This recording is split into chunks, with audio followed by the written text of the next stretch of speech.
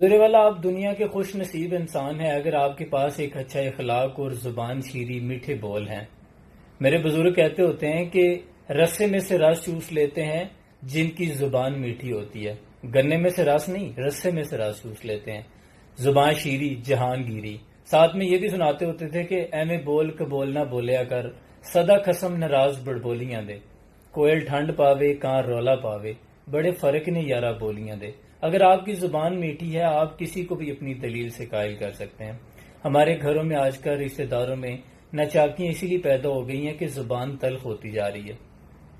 حماز بن جبل، حدیث مبارکہ ہے کہ اللہ کے نبی نے فرمایا قیامت کے دن علماء کا جھنڈا حماز بن جبل کے ہاتھ میں ہوگا۔